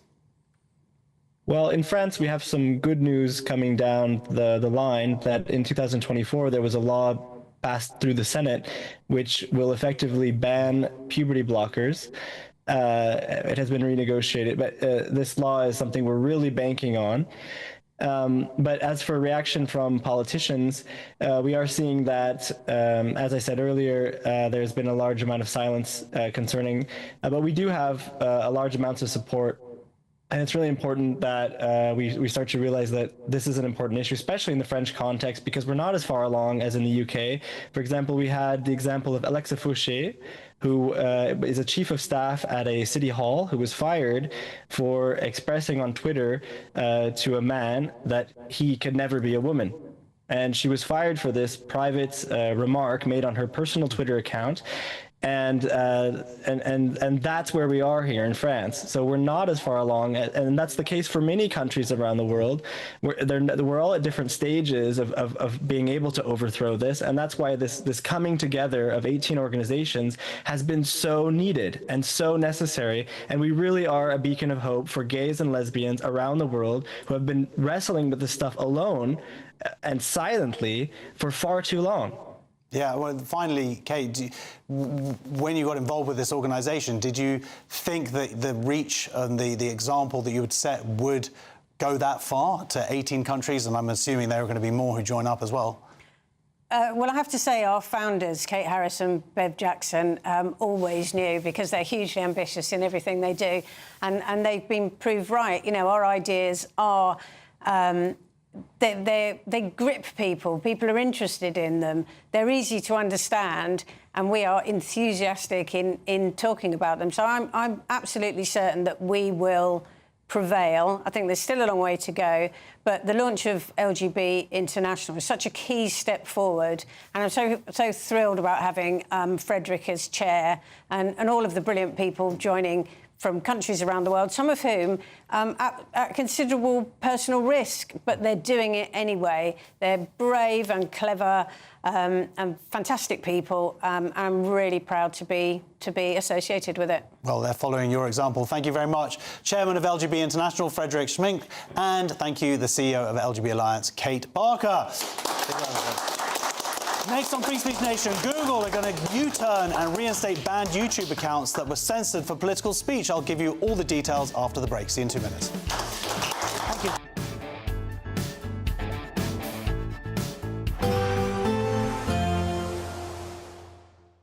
Dinner under the stars tonight? That reminds me of our travel insurance. You mean All Clear Skies? All Clear Travel Insurance sponsors GBNews travel destinations forecast. Ex-Hurricane Gabriel continues to bring some wet and windy conditions across parts of Iberia over the next couple of days, particularly across southern parts of Spain and Portugal through Monday afternoon. There'll continue to be some strong winds and outbreaks of heavy rain. A little drier across parts of France and Italy, but the Balkans continue to see some outbreaks of quite heavy rain as we go through Monday afternoon. It'll then turn a little bit drier towards the middle part of the week, and temperatures for most reaching the mid to high 20s. All Clear Travel Insurance sponsors GBNews travel destinations forecast. Hello again and welcome to your latest GB News weather update from the Met Office. There will be some rain in the far northwest of Scotland on Monday, but for most, once any fog clears, Monday is promising to be a fairly fine day with some sunny spells, and that's courtesy of this area of high pressure extending from the southwest. But notice the isobars in the far northwest, those tighten together, so it will be turning windier and there will be some rain in the far northwest of Scotland. But back to Sunday evening, many areas are ending the day on a dry note, and skies will continue to clear as we go through this evening and overnight. So temperatures really falling away, and it is going to turn into a rather cold night, particularly in the countryside. So temperatures here into mid-single figures, if not low single figures. A touch of frost in many areas, perhaps even a touch of air frost across parts of Scotland. But there'll also be some fog patches, and for some of us, those fog patches are going to be quite dense and quite stubborn to clear on Monday morning, most likely across eastern parts of England and across the southeast too. So do leave yourself some extra time for your morning commute if you do live in these regions. Otherwise, plenty of sunshine through the course of Monday. Even across eastern Scotland, a bright start to the day here. Any early morning fog very quickly clearing. Out towards the west, though, here's that band of cloud and rain already arriving across the Western Isles of Scotland. And those winds will continue to strengthen through the course of the day on Monday as well. So turning rather windy in the far northwest of Scotland, gusts of up to 40 miles per hour or so. A bit of patchy rain across Northern Ireland first thing, but tending to brighten up here as well as we go through the course of the day. And a fine afternoon for many of us. A bit of patchy rain in parts of central Scotland, but England and Wales staying largely dry, with sunny spells and temperatures around average for the time of year, highs of 17 to 19 in the south. Tuesday may again see the odd fog patch or two first thing in the south and the east, but overall a fine day once again for most of England and Wales. Cloudy for Scotland and Northern Ireland, patchy outbreaks of rain gradually pushing their way west to east and turning quite breezy at times once again. The outlook is for it to stay mostly dry across England and Wales for the rest of this week, but some rain at times in the north and west and temperatures close to average. You want to know what's really going on in the corridors of power? Labour don't know what to do with you half the time, and that makes you quite lethal in the chamber. Get behind the headlines with Chopper's Political Podcast. Join me, Christopher Hope, as I sit down with the great and the good of British politics. We'll see where this ruling takes us. These are the stories shaping our nation. Chopper's Political Podcast, available now on all platforms. Listen in and stay ahead. Exciting news. Every Friday, my Patrick Christie's Tonight Show is going to have a twist to it. We're welcoming some special guests. You. That's right, on Fridays, I'm going to be doing my show in front of a live studio audience because this show is about you and what you have to say. It's going to be the same big debates, same big topics, same big opinions. But every Friday night at 9 p.m, you are invited to come on down to Patrick Christie's Tonight to be a part of the action. Only on GB News, the People's Channel, Britain's news channel.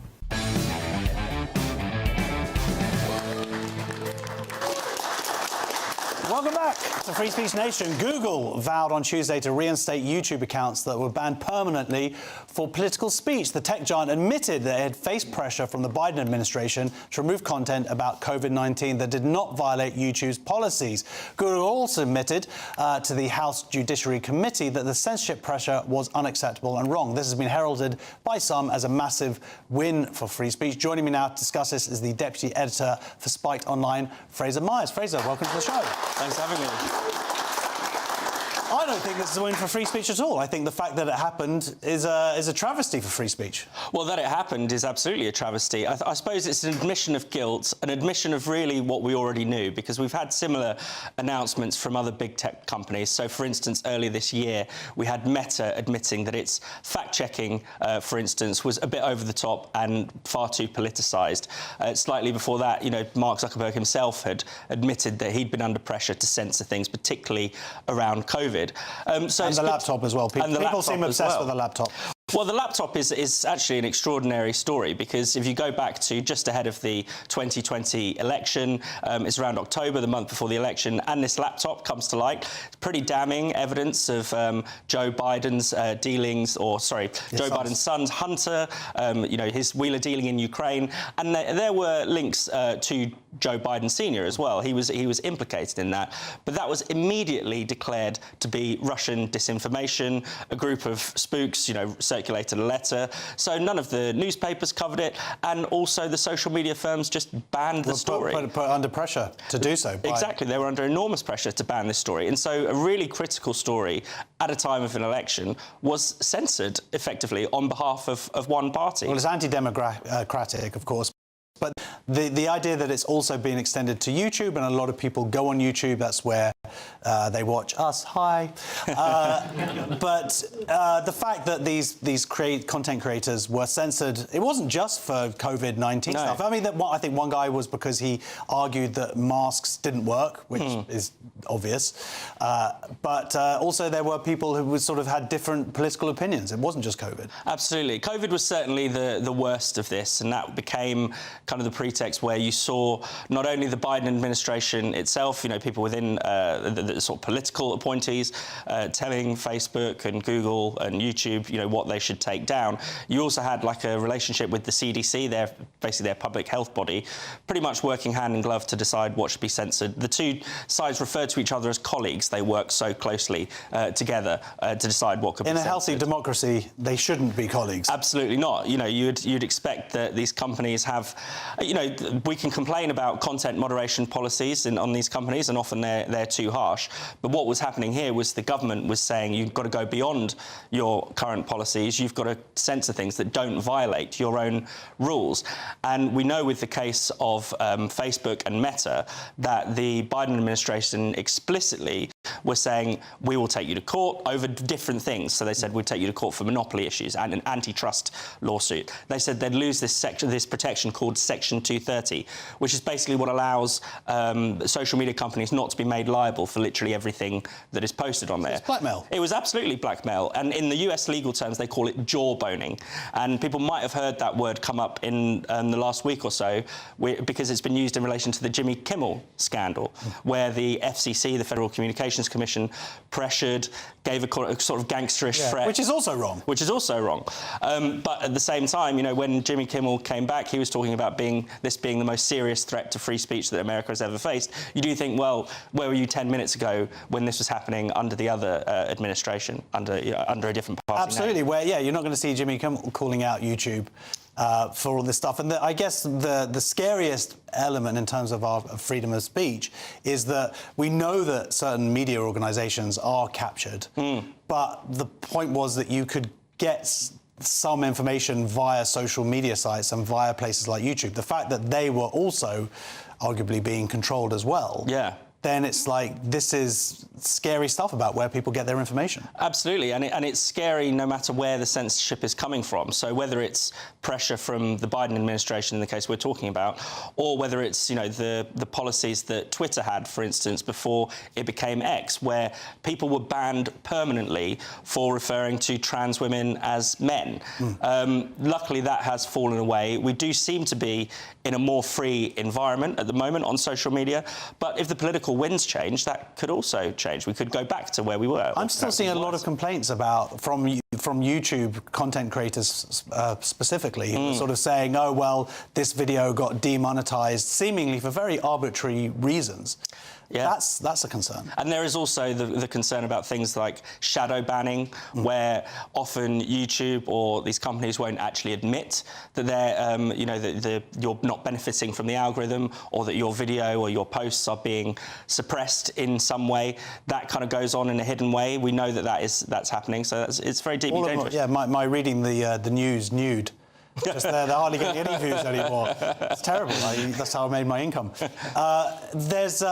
you think that this kind of admittance now from Google owning YouTube, they seem to be saying this we did wrong, we are going to fix it, we're going to re-implement these people's accounts, and we're going to put in steps to not allow it to happen again. Do you think they're really going to stick with it, or is it just they're going to pressure and fold next time someone? Yeah, I think if you have a change of government, I think this will change back to how it was, because it's very clear that certainly the Democrats in America really do believe that Trump's victory is a product of disinformation, is a product of, well, not really disinformation, but a product of people having too much freedom to speak. And they think that if, discourse were reined in a little bit, if there were more fact-checking, by which they just mean, more controlling of the narrative, then people would vote the correct way the next time.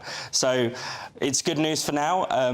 Also, we can take some heart by the fact that YouTube are looking at doing like a community notes style way of fact-checking, which I think can be very good on X, where members of the public get involved and they say this is nonsense. It's worked on X, arguably.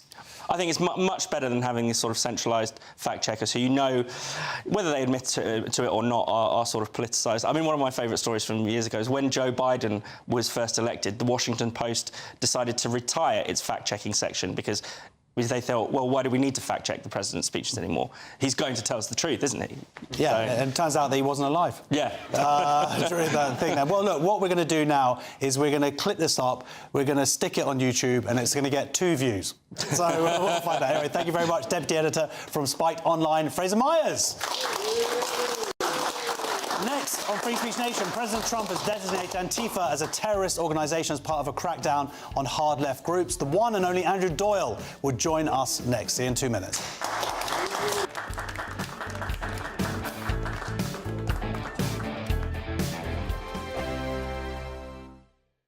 At GB News, we love to hear from you, our loyal community.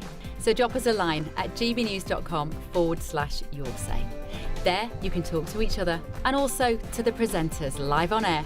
gbnews.com/yoursay, because GB News is your channel, Britain's news channel.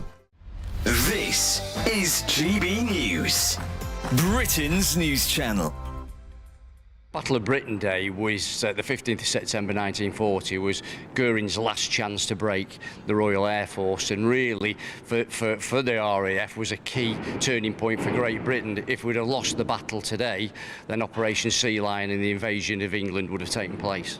And tell us the significance of where we are in Hangar 42 in Blackpool. What is the significance of where we are this morning?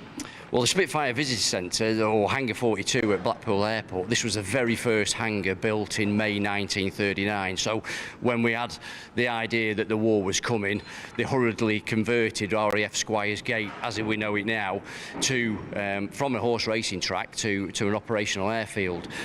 Blackpool was also turned into RAF Station Blackpool, and in the rest of the war it would become Europe's biggest military training establishment. These are the planes which defended Britain. They were, and certainly here at Blackpool we'd have had the Hawker Hurricane operating from here during the Battle of Britain, and then the run up to the Blitz. And a new poll out today showing that 2/3 of people under 40 don't really even know what the Battle of Britain is. Is that concerning for you? I guess that stresses the importance of places like this existing for people to come and see. It is concerning, because if we think about how the world is today, if we forget about the struggles of the past, then there's a generation sleepwalking into problems in the future. So I think what we try and do here is keep the building as original as it is, and the realities of fighting on the ground as well as in the air during the Battle of Britain and the whole of World War II as well. So we tell a range of stories here, and I think it is very, very important that these private museums like this are supported, because if we lose them, we lose them for good. GB News, the People's Channel. Join me, Nana Akweer, for an informative, interactive news programme with a difference. It's fun. No, he didn't say that, Dave. I'm so surprised. I think there's an element of truth to that. Join me from 3 p.m. every weekend, only on GB News, Britain's news channel. In the GB Newsroom, we bring you the news as it happens. With our team of dedicated journalists across the UK, we're ready to keep you up to date with what's happening every half an hour, every single day. Bulletins here on GB News, the People's Channel, Britain's news channel.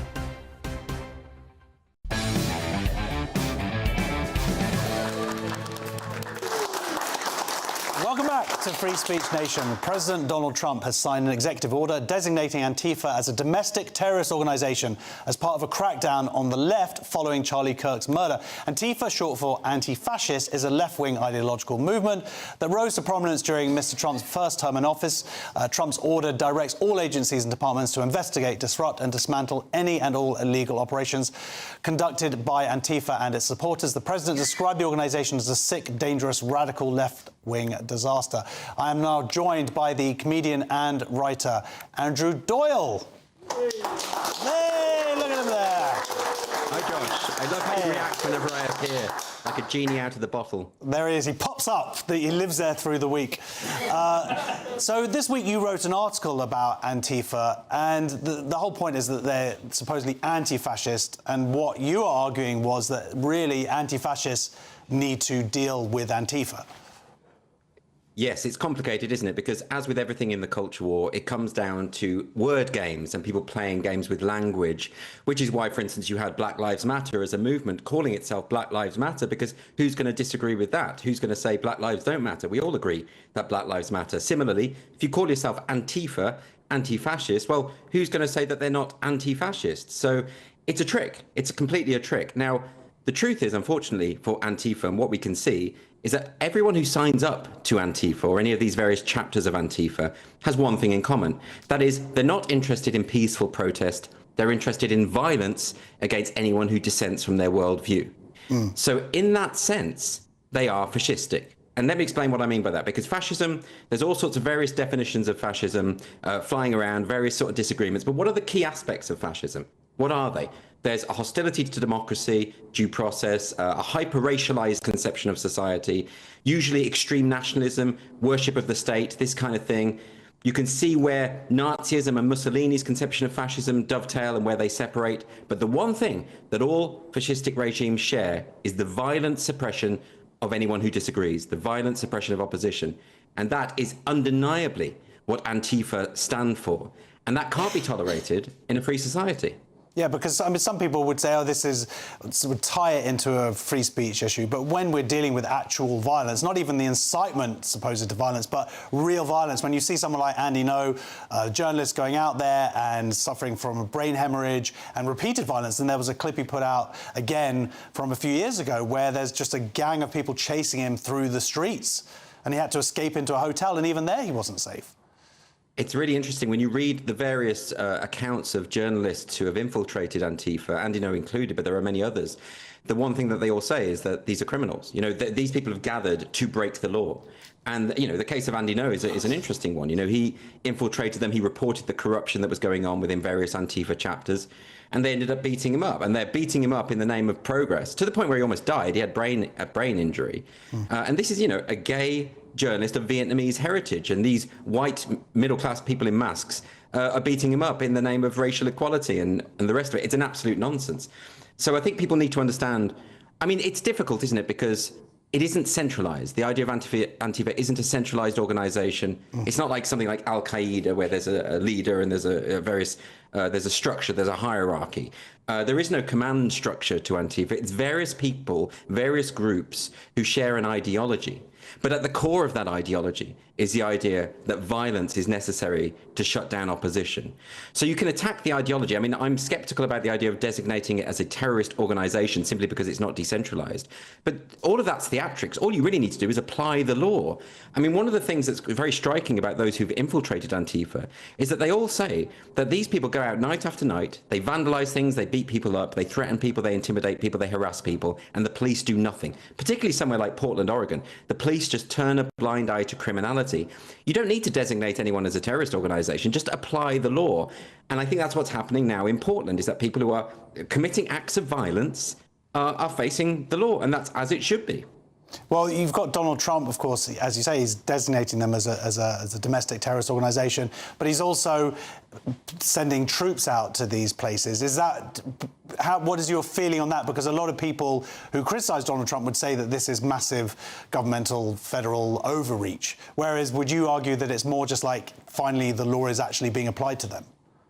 There was no need for it to reach this point. Like, ultimately, they should have been applying the law from the start. This is the kind of overcorrection that happens when things are let slide for far too long. And ultimately, these individuals in these groups just have had their way for so long. And like any spoilt child, they then believe that they're entitled to break the law, and they're surprised when someone stands up to them. So I would have much rather than military intervention, I would have rather had the police doing their job from the start when it came to this. And of course, what's really worrying about Antifa is that the word games have worked. A lot of people are tricked into thinking that they are authentically anti-fascist. Lots of campaigners seem to think that they take their name at face value. But if you look at what they actually do, they harass and intimidate women who want to stand up for their sex-based rights, gay people who understand that gender ideology is a major threat to their rights, and Antifa believe that fascism is a dominant force, even though authentic fascism has been on the decline for decades. And when they see actual fascism, such as people calling for the death of Jews, they don't stand up to that. You know, when there are authentic neo-Nazi rallies and there are women's rights rallies, they go for the women. They don't go for the actual neo-Nazis. This is not an authentically anti-fascist group. They are a group who imagine that fascists are everywhere. They fantasize about this enemy in order to justify their violence. And when actual fascism, on the rare occasions it does surface, they scarper away. They're not interested in dealing with that. Well, there's another sort of subgroup called the Trantifa. Now, is that just sort of a play on words? But it seems like a certain, quite a high percentage of subgroup of people who are Antifa are trans and have been committing to violence. Absolutely, and this really points to the main problem of the defenders of Antifa. If you read, there's a book by Mark Bray, who's an academic who supports the Antifa cause. He wrote a book called Antifa, and he calls it a handbook to anti-fascism. Now, in that book, his central argument is that there is a historical continuity between those who took arms against fascists during the early to mid 20th century and the groups today calling themselves Antifa. What Bray's book does, inadvertently, is undermine and expose the weakness of his own position, because there is no comparison to be made between the residents of the East End of London who resisted Oswald Mosley's black shirts back in 1936, the Battle of Cable Street. Those individuals who were facing actual fascism are not comparable to someone hitting a woman over the head with a bike lock because she doesn't want men in her spaces. And Trantifa is another example of that. This is a regressive force. This is an illiberal regressive force that is borrowing from the playbook of fascism to impose its wishes on the population. And writers and academics seem to have bought into this very simplistic fallacy that there is any comparison to be made between the identity-obsessed ideologues, I suppose we might call them the armed wing of the woke movement, and actual anti-fascism during the early 20th century when there were real fascists to fight. This is the fundamental weakness. Yeah, absolutely. Well, look, thank you so much for joining us. Andrew Doyle, ladies and gentlemen. And thank you for joining us for Free Speech Nation. Thank you to my panel, all my brilliant guests this evening. If you want to join us live in the studio, be part of our wonderful audience, you can. Please go to gbnews.com/tickets. Stay tuned for the brilliant Alex Armstrong tonight. That's next. And thank you very much for joining us and watching Free Speech Nation. Have a great week. Goodbye.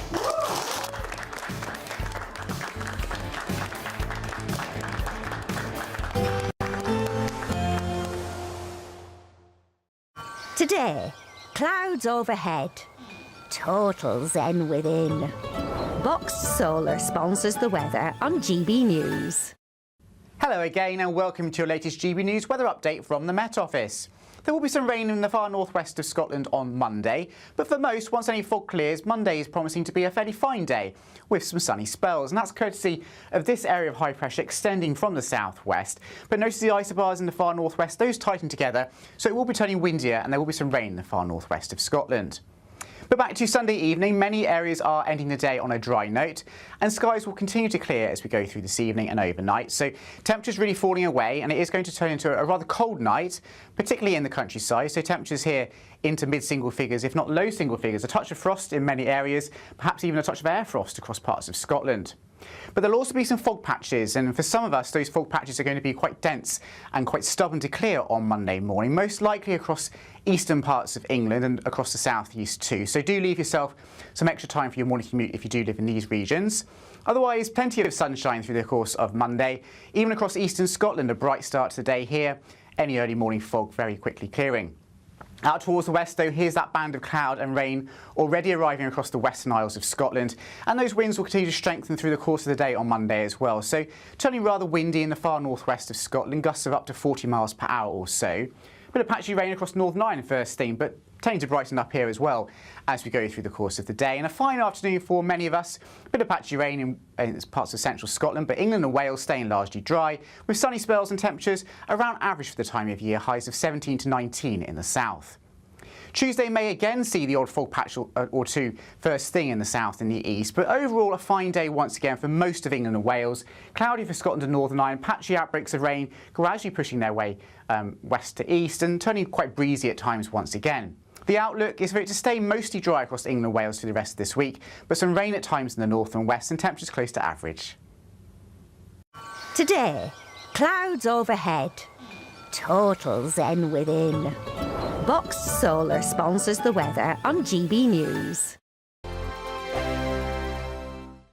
You could bank an incredible £30,000 in tax-free cash to spend however you like. And if that wasn't enough, you'll also get to drive away in this brand new motorhome. This brand new 2025 Benamar Primero could be yours. It comes with all the mod cons you'd expect from a vehicle worth over £74,000 and comfortably sleeps 4 people. This prize package is worth over £104,000. For another chance to win, text WIN to 63225. One entry costs £2.50 plus one standard network rate message, or text BONUS to 63225. 5 entries cost £5 plus one standard network rate message. Go to gbnews.com/win. Entries start at £2.50. Call 0903 686 3232. Calls cost £2.50 plus your network access charge. Or post your name and number to GB16 PO Box 8690 Derby DE1 9TT. UK only. Entrance must be 18 or over. Lines close at 4 p.m. on the 31st of October. Please check the closing time if listening or watching on demand. From the school run to the home run, watch a new show for all of Britain. He can say whatever he wants. A straight talking show where all voices are heard.